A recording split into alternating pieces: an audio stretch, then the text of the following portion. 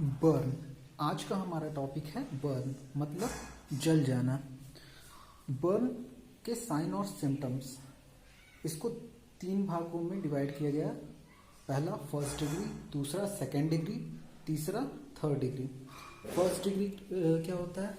जब minor redness, जो जहाँ पे जला है वहाँ पे क्या होता है, माइनर सा रेडनेस हो जाता है, ठीक है, लाल पड़ जाता है, तो उसको हम क्या कहते हैं, फर्स्ट डिग्री बर्न कहते हैं। सेकेंड डिग्री बर्न में क्या होता है, स्किन जहाँ पर जला होता है वहाँ पर ब्लिस्टर्स पड़ जाते हैं, मतलब फफोले पड़ जाते हैं, ठीक है। थर्ड डिग्री बर्न क्या होता है? थर्ड डिग्री बर्न में जो अंदर की लेयर है, टिश्यूज़ हैं, ऑर्गन्स हैं, वो सब क्या हो जाते हैं, जलने की वजह से डैमेज हो जाते हैं, ठीक है। तो हम उसको क्या कहते हैं, थर्ड डिग्री बर्न, मतलब damage to deep layers of skin and body tissues.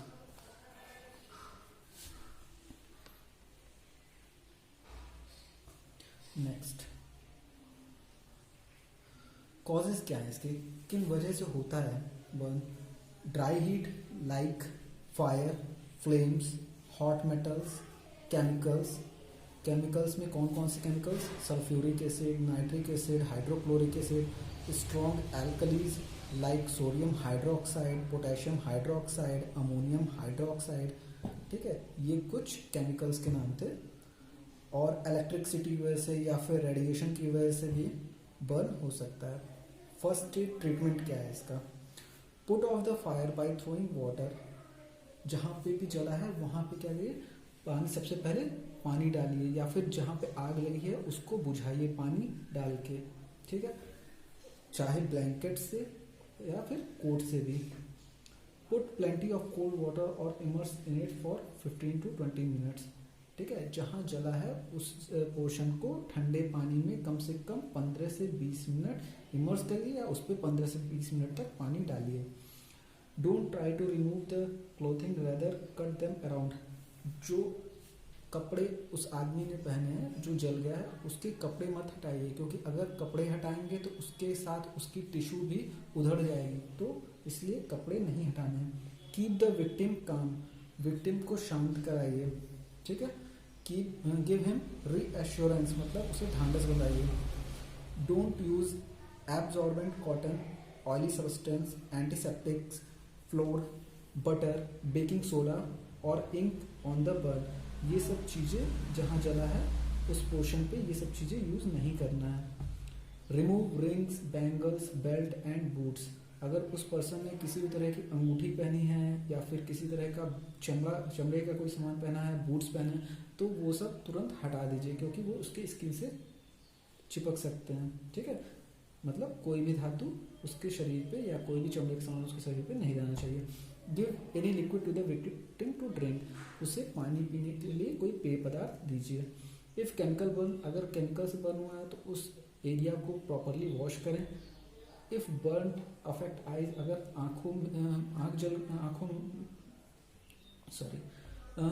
अगर आँखों के पास जला है तो उस एरिया को प्रॉपरली वॉश करें और उसकी ड्रेसिंग करें। इफ़ मच बर्न, बहुत ज़्यादा जला है, तो विक्टिम को किसी ब्लैंकेट में रैप करके और तुरंत हॉस्पिटल में विजिट करें।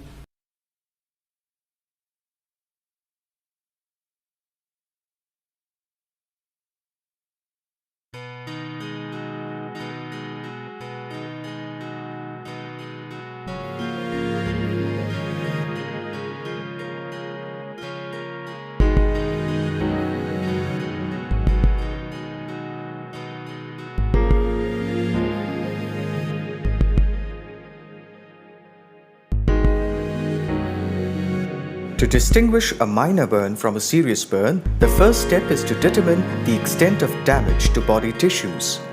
First degree burn. The skin is usually red. There is swelling and pain in the affected area. Second degree burn. Blisters develop in the affected area. Skin takes on an intensely reddened, splotchy appearance. There is severe pain and swelling. Third degree burn.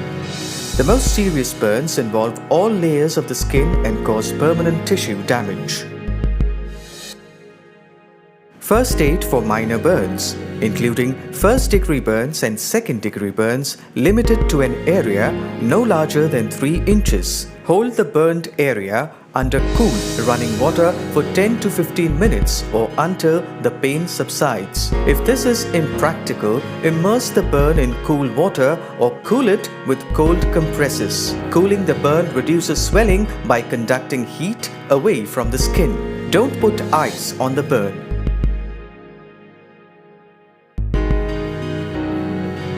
Don't use fluffy cotton or other material that may get lint in the wound. Wrap the gauze loosely to avoid putting pressure on burnt skin. Bandaging keeps air off the burn, reduces pain and protects blistered skin.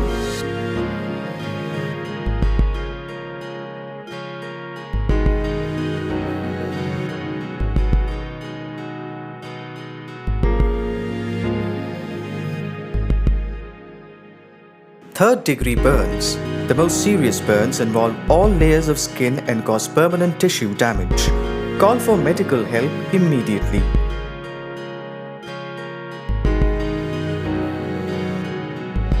While waiting for help to arrive, don't remove burnt clothing. However, do make sure the victim is no longer in contact with smoldering materials or exposed to smoke or heat. Don't immerse large, severe burns in cold water. Doing so could cause a drop in body temperature, a deterioration of blood pressure and circulation. Check for signs of circulation. If there is no breathing or other sign of circulation, begin CPR. Elevate the burnt body part or parts. Raise above heart level when possible. Cover the area of the burn. Use a cool, moist, sterile bandage, clean, moist cloth or moist cloth towels. Next आते हैं electric shock. Electric shock के causes क्या क्या हैं? या तो live naked electrical wires, नंगी तारें. दूसरा डीसी करंट, जो कि हम कहते हैं डायरेक्ट करंट, और या फिर अल्टरनेटिंग करंट. सिम्टम्स क्या क्या हैं इसके? बर्न, अभी हमने पीछे भी डिस्कस किया है कि बर्न किस किस वजह से हो सकता है, तो उसमें इलेक्ट्रिसिटी शामिल था. तो बर्न हो सकता है, टिश्यू डैमेज कर सकता है, पैरालिसिस कर सकता है, ठीक है, डिफिकल्टी इन ब्रीदिंग, सांस लेने में दिक्कत कर सकता है, और हार्ट को भी डैमेज कर सकता है. ध्यान देने वाली बात यह है कि टीसी करंट जो होता है वो ज़्यादा डेंजरस होता है अल्टरनेटिंग करंट से, ठीक है. नेक्स्ट आते हैं.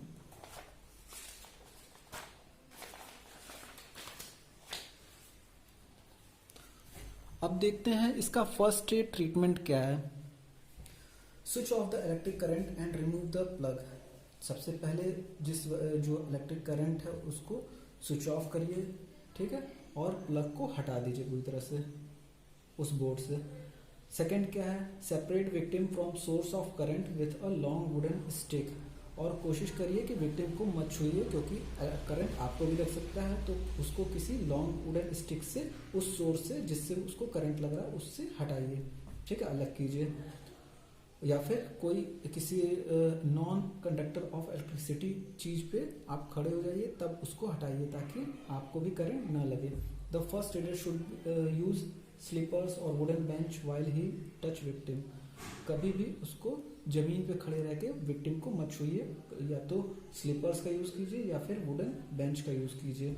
If necessary give artificial respiration and cardiac massage. अगर ज़रूरत हो तो उसको आर्टिफिशियल रेस्पिरेशन और कार्डियक मसाज तुरंत दें. 5वां, keep his body warm by covering with a blanket. 6, treat shock if present. 7, treat burns. ये कुछ कॉम्प्लिकेशंस है जिनको हमें देखना पड़ता है. The electric shock. We use a number of electric gadgets in our houses. While using them, we may get a shock owing to some defect in the power supply, or because of our carelessness, we may get an electric shock. We may also get an electric shock if we use loose switches or wires without insulation. The dangers of an electric shock. When electricity passes through our body, we get an electric shock. Our body parts undergo a certain suffering. This is called an electric shock. If the force of electric currents is less, it will push the body away. If the force is more, the body gets attached to wire or the appliance used. First aid for an electric shock. If any person receives a shock, the main switch of the power supply must be switched off.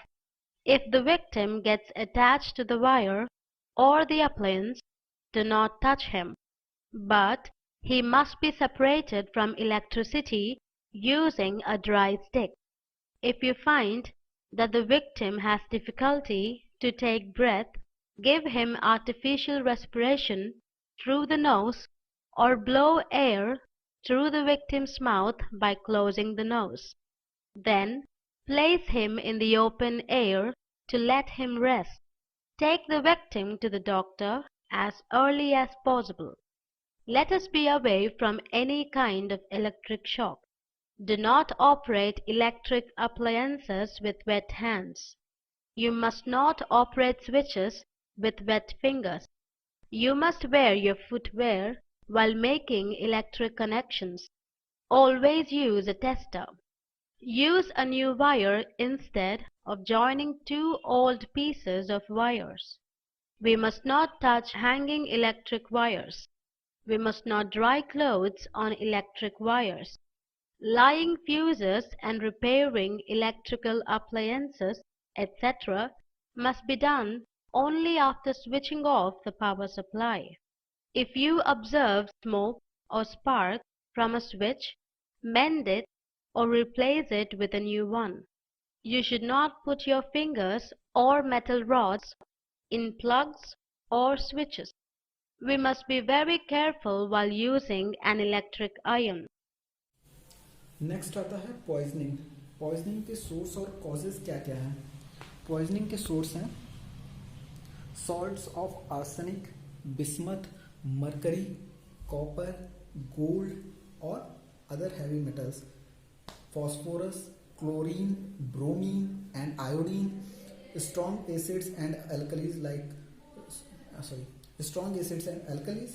poisonous fungi, bites of dogs, wild animals, snakes, scorpion, bee, wasp or any other insects, plants like datura, nux vomica, aconite, etc.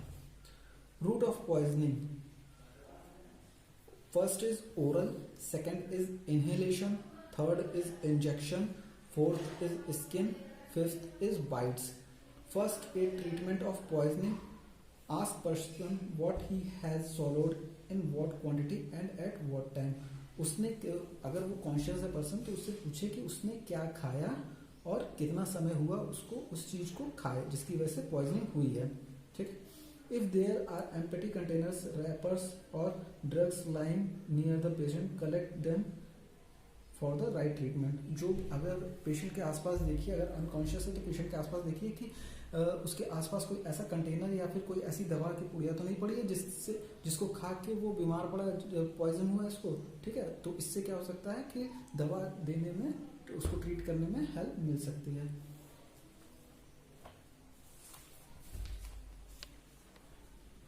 Next आते हैं, अगर patient conscious है तो उसको तुरंत vomiting कराइए.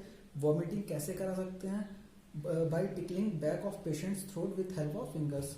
उंगलियों से उसके थ्रोट को टिंगल करते हैं जिसकी वजह से वो उल्टी कर देता है. ठीक है, या तो फिर ये कर सकते हैं कि वार्म वाटर में सॉल्ट मिला के उसको पिलाते हैं जिसकी वजह से उसे उल्टी हो.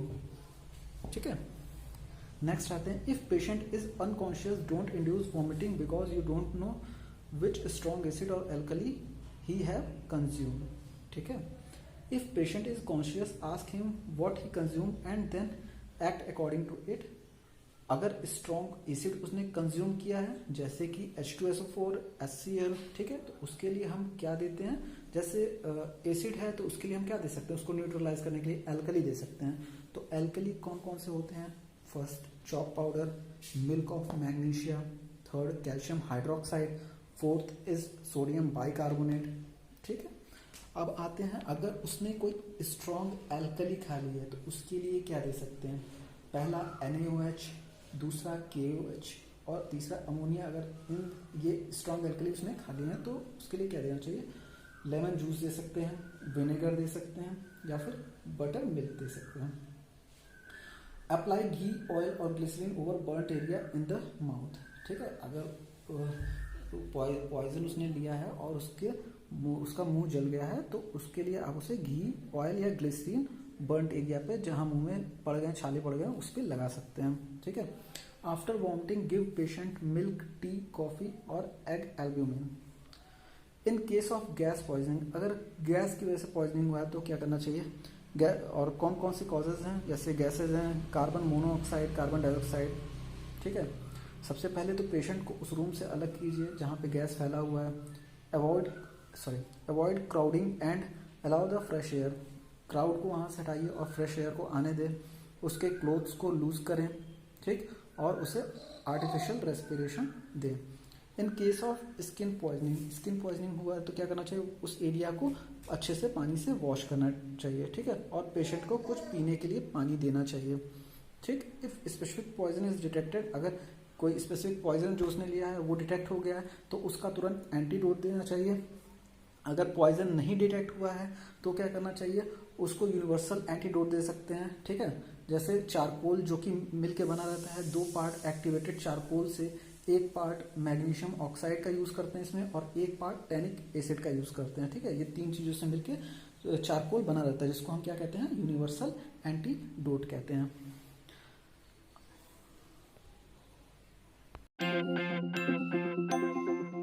Swallowed poisons could include chemicals, drugs, plants, fungi, and berries. There are 5 key signs to look for if someone has swallowed a poison. They may have nausea and vomiting, which can sometimes be blood-stained, cramping abdominal pain, a burning sensation. They may show a decreased level of responsiveness or even have a seizure. If someone has swallowed a poison and they are responsive, ask them, what have you swallowed?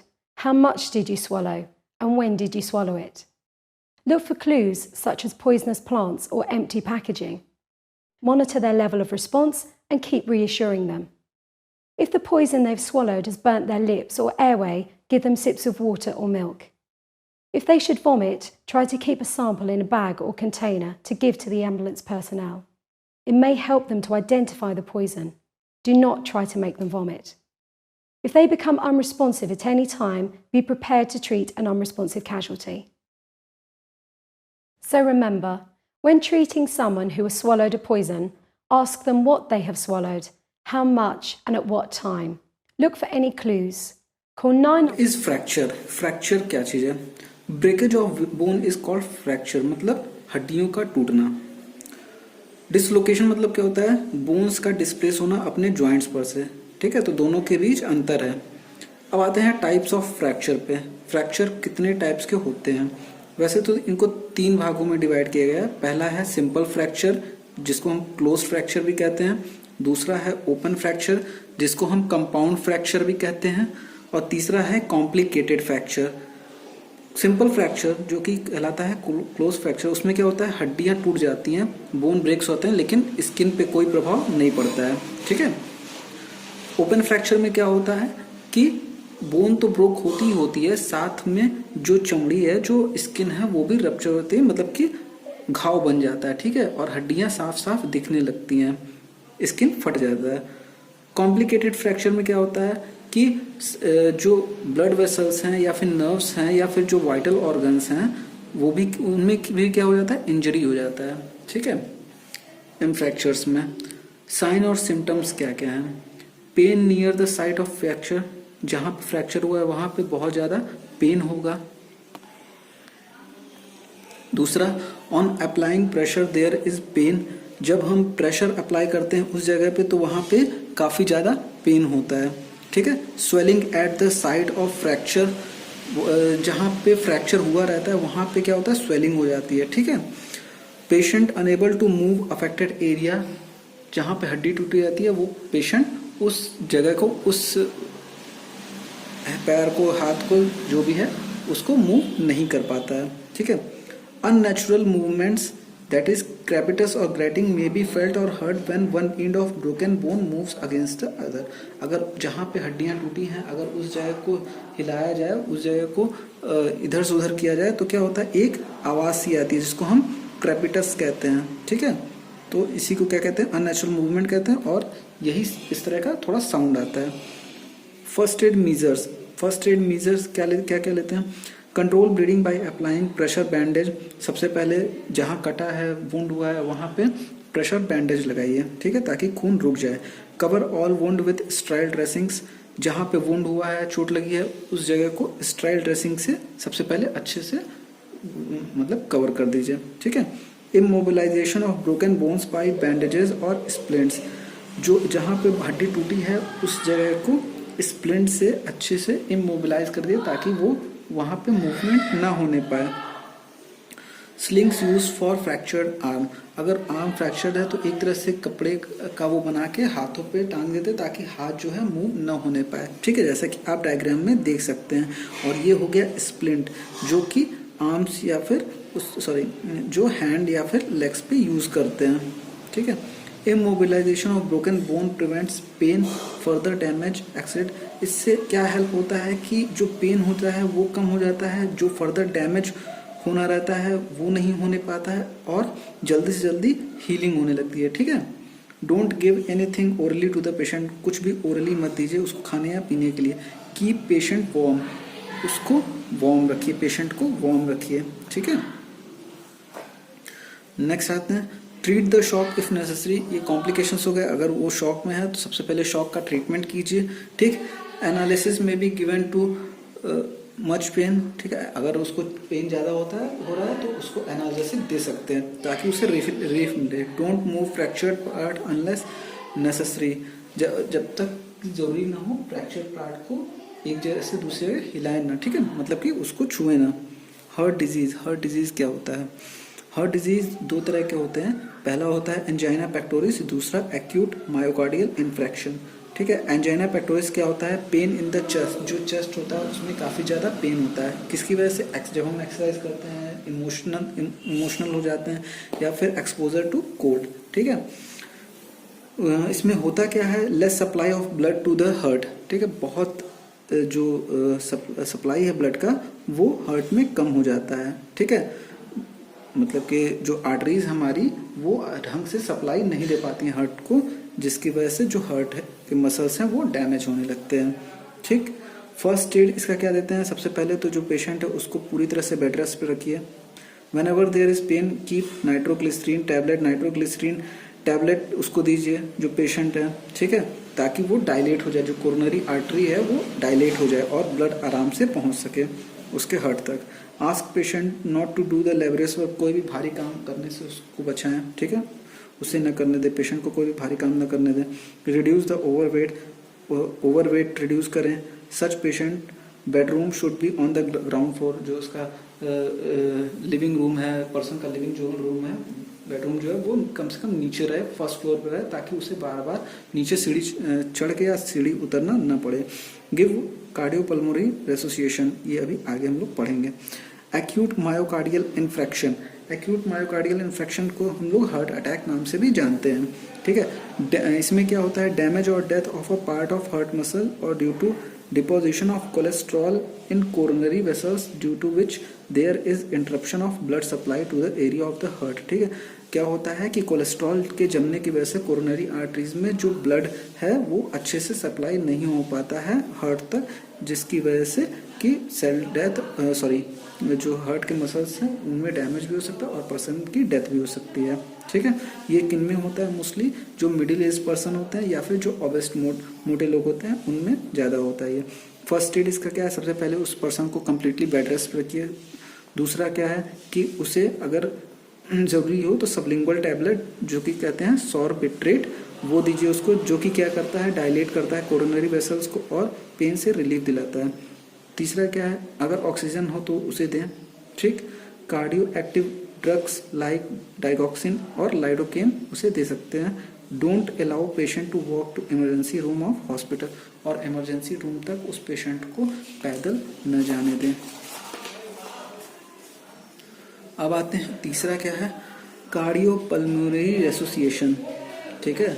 इसका मतलब क्या होता है कि भाई दो चीज़ें ही होती हैं, ठीक है, या तो उसकी सांस बंद हो जाएगी और फिर उसकी सर्कुलेशन बंद हो जाएगी, तो उन्हीं चीज़ों को रिस्टोर करना, ठीक, इसी को क्या कहते हैं, कार्डियोपल्मोनरी रेसोसिएशन और CPR।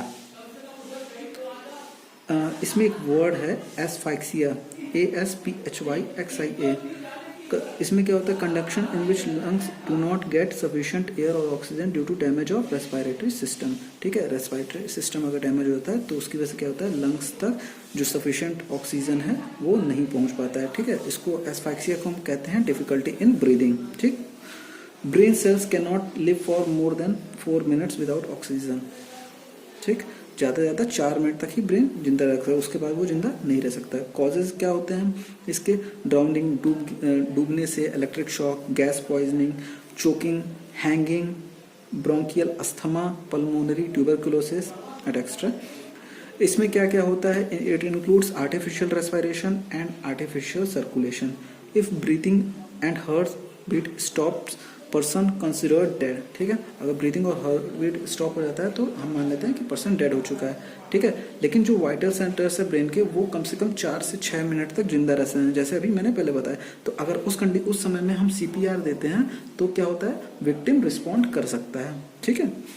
स्टेप्स क्या क्या है इसके, सबसे पहला स्टेप है क्लियरेंस ऑफ एयरवे, दूसरा है आर्टिफिशियल ब्रीदिंग, थर्ड है कार्डियक मसाज। पहले आते हैं क्लियरेंस ऑफ एयरवे, ठीक। सबसे पहले क्लियरेंस क्या करते हैं, एक हैंकरचीफ लीजिए, ठीक है, रुमाल लीजिए और उसको अच्छे से, या फिर कोई भी क्लॉथ ले सकते हैं और दोनों फिंगर में उसको लगा लीजिए, ठीक है। आगे के दोनों फिंगर में लगा लीजिए और विक्टिम के माउथ में चलाते जाइए, ठीक है, ताकि अगर उसके गले के आसपास या मुंह के आसपास कोई ऐसी चीज फंसी हो जो हवा को अवरुद्ध कर रही हो अंदर जाने से, तो वो निकल जाए, ठीक। इसके लिए क्या करना चाहिए, पर्सन को एक साइड लेटा देना चाहिए, ठीक है। एक साइड इसलिए करना चाहिए ताकि अगर कुछ जो मटेरियल फंसा हुआ है वो आराम से निकल जाए, ठीक है, ग्रेविटी के थ्रू वो आराम से नीचे की तरफ निकल जाए, ठीक, और रेस्पिरेटरी ट्रैक में वापस ना गिरे ताकि फिर से अवरुद्ध हो जाए जो हवा है। दूसरा क्या कहलाता है, आर्टिफिशियल ब्रीदिंग कहलाता है। आर्टिफिशियल ब्रीदिंग में कौन कौन से स्टेप हैं, कई सारे स्टेप होते हैं। माउथ टू माउथ रेसोसिएशन भी दे सकते हैं, या फिर माउथ टू नोज रेस्पिरेशन भी दे सकते हैं। तीसरा है आर्म लिफ्ट बैक प्रेशर, जिसको हम हॉलगर नील्सन मेथड भी कहते हैं। और चौथा है आर्म लिफ्ट चेस्ट प्रेशर, जिसको हम सिल्वेस्टर मेथड भी कह सकते हैं। अब टेक्निक देख लेते हैं, क्या क्या टेक्निक्स हैं। Techniques of mouth to mouth respiration, place the patient horizontally on his back on a hard flat surface, ठीक है। सबसे पहले पेशेंट को अपने बैक पे लेटा दीजिए, ठीक है, जो कि कोई भी समतल जमीन रहे।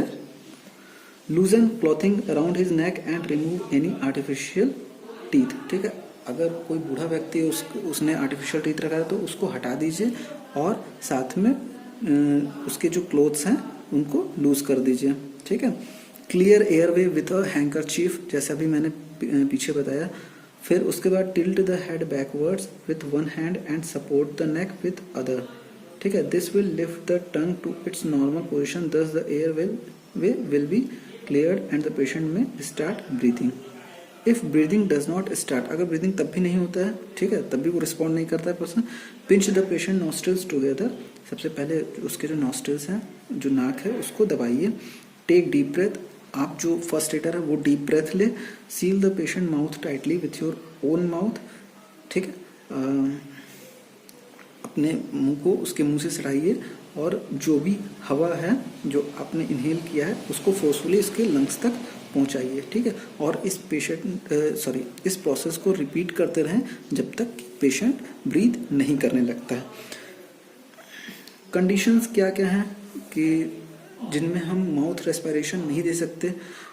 हो सकता है कि उस पर्सन का एक्सीडेंट हुआ और उसका फेस डैमेज हो गया, उस कंडीशन में भी ये नहीं हो सकता है।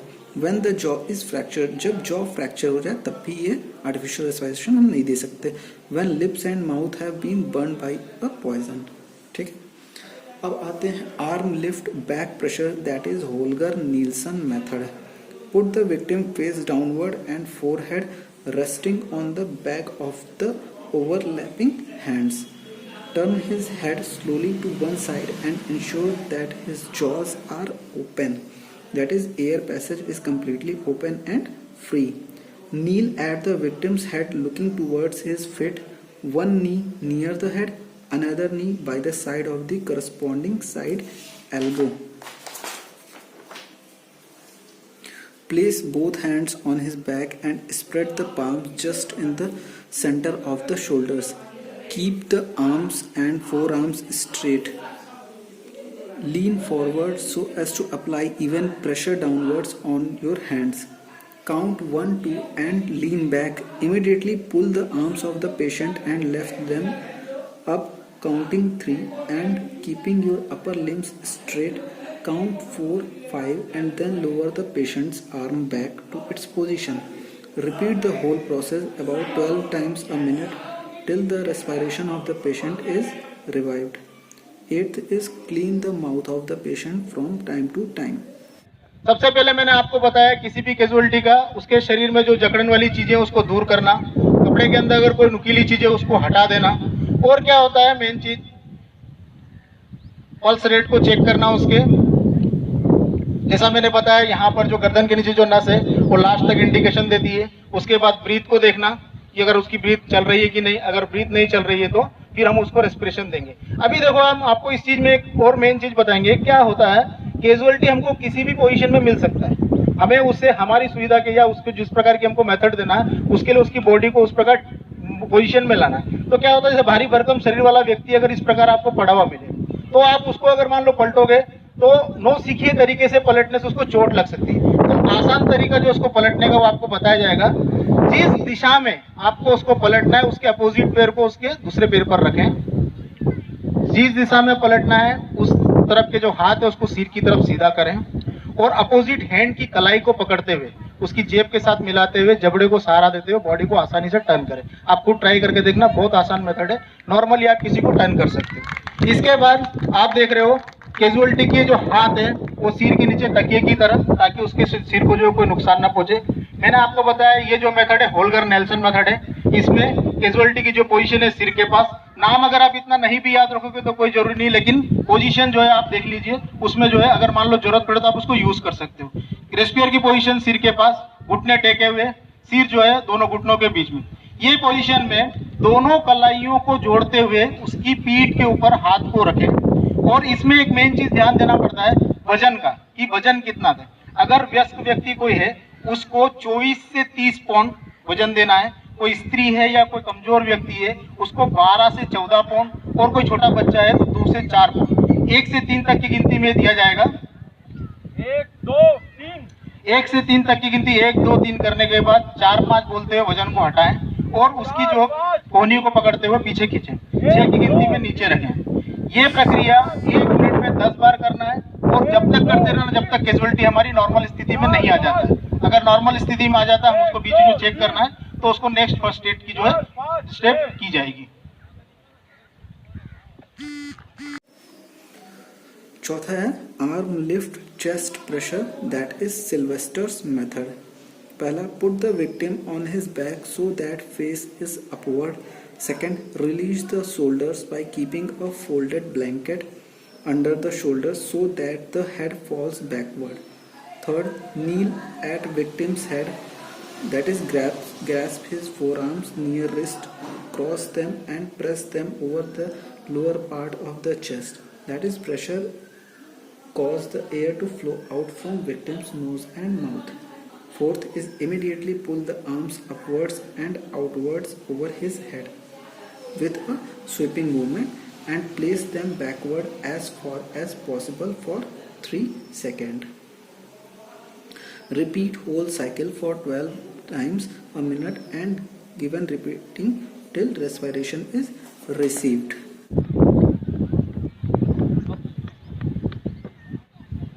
किसी व्यक्ति को अगर करंट लगा हो या मान लो फांसी लगाया हो या किसी दुर्घटना से ग्रसित हो तो उस कंडीशन में जैसे आपको अगर कैजुअलिटी मिलता है तो आप उसको जो है सबसे पहले क्या करोगे, नब्स को चेक करोगे।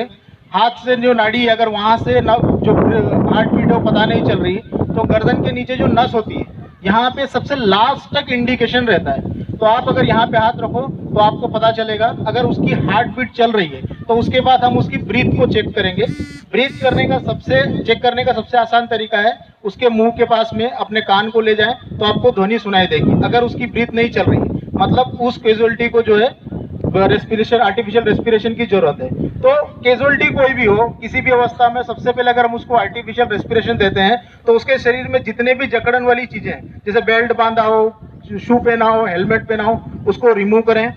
शरीर कपड़े के अंदर कोई नुकीली चीज हो उसको हटाएं ताकि उसके शरीर को जो है कोई चोट न पहुंचे। सिर के नीचे अगर कोई पत्थर वगैरह या चुभने वाली चीज हो उसको हटाएं। उसके बाद जैसे मैंने आपको बताया सिल्वेस्टर मेथड, इस मेथड में रेस्क्यूअर की जो पोजीशन है वो कैजुअलिटी के सिर के पास में, घुटने जो है रेस्क्यूअर टेके हुए रहेगा और दोनों घुटनों के बीच में कैजुअलिटी का सिर रहेगा। इस मेथड में दोनों कलाइयों को पकड़ते हुए छाती के पास लाएं, एक दूसरे के ऊपर रखें और छाती को दबाएं। इससे क्या होगा, अगर फेफड़े के अंदर कोई अगर मान लो ब्लॉकेज है वो दूर होगा। 1 से 3 तक की गिनती होगी, 1 2 3 इस प्रकार जो है चेस्ट को उसके दबाएं। उसके बाद 4 5 की गिनती करते हुए हाथों को पीछे खींचे। जो हमने दबाया है उसकी वजह से उसका अगर वो खुलता है तो वो सांस लेने में आसानी होगी। ये प्रक्रिया 1 मिनट में 12 बार देनी है। 12 बार देने से जो है अगर मान लो उसको ब्रीदिंग में जो प्रॉब्लम है वो दूर होगी। और जब तक देना जब तक कि वो नॉर्मल कंडीशन में नहीं आ जाए। बीच बीच में उसको आपको चेक करते रहना है। अगर मान लो उसकी ब्रीथ नॉर्मल हो जाती है तो नेक्स्ट जो फर्स्ट एड की क्रिया है वो उसको दी जाएगी। तो इस प्रकार आपके सामने जो है Sylvester method.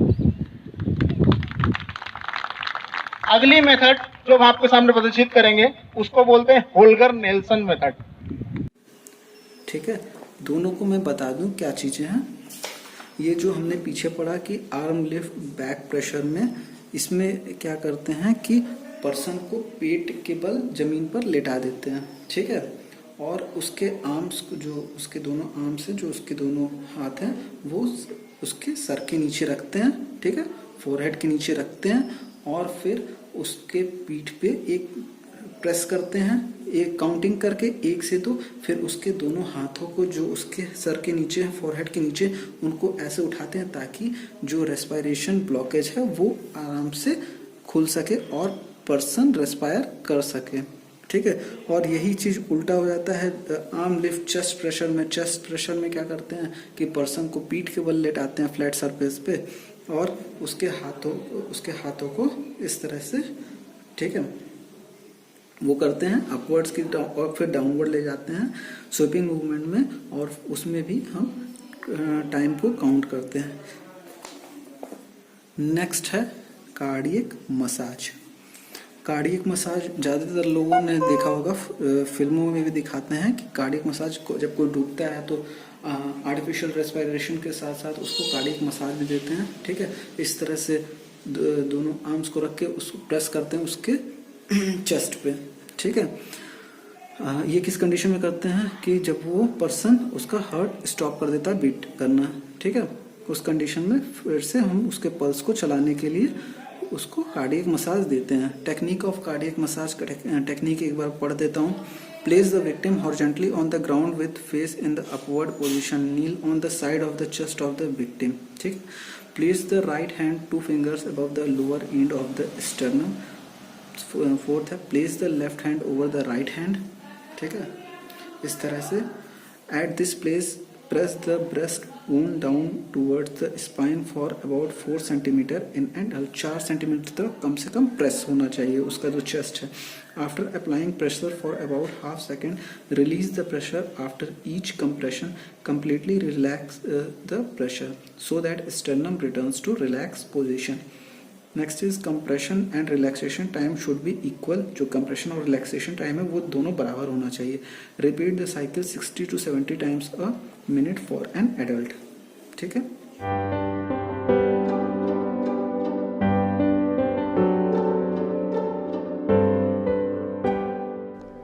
You arrive on the scene. Check the scene for safety. Check the victim for consciousness. Gently tap their shoulder and shout. Are you okay? Are you okay? If no response, call 911 immediately. You, call 911. If the adult is lying on their stomach, turn them over into their back. They should be lying on a hard, flat surface. Check for breathing and signs of life. Watch their chest for any normal movement. Look for signs of life and breathing for no more than 10 seconds. No breathing or signs of life, begin CPR. Position the heel of one hand on the center of the adult's chest. Place your other hand on top. With your elbows locked and arms straight, lean over the adult's chest and compress the chest 2 inches in depth, 30 times. 1 and 2 and 3 and 4 and 5 and 6 and 7 and 8 and 9 and 10, 11 and 12, 13, 14, 15, 16, 17, 18, 19, 20, 21, 22, 23, 24, 25, 26, 27, 28, 29, 30. After 30 compressions, give breaths. Give breaths by tilting the head back, lifting the chin, and pinching the nose. Place your mouth over theirs and give 2 slow, gentle breaths, just enough to make their chest rise. Continue with 30 compressions and 2 breaths. 1 and 2 and 3 and 4 and 5 and 6 and 7 and 8 and 9 and 10, 11 and 12, 13, 14, 15, 16, 17, 18, 19, 20, 21, 22, 23, 24, 25, 26, 27, 28, 29, 30. Continue CPR until you see signs of life, another rescuer takes over, or help arrives. हर 5 heart compression के बाद एक बार mouth to mouth respiration देना चाहिए, ठीक है। After CPR treatment 3 sign and symptoms में ऑकर 3 तरह के साइन और सिम्टम्स शो हो सकते हैं। Colour of the face and skin will become normal, जो उसका चेहरे का कलर और स्किन का कलर है वो नॉर्मल पोजीशन में आ सकता है, ठीक है। पीपल विल स्टार्ट कॉन्ट्रैक्टिंग, ठीक है। Pulsation and heart beating will be felt.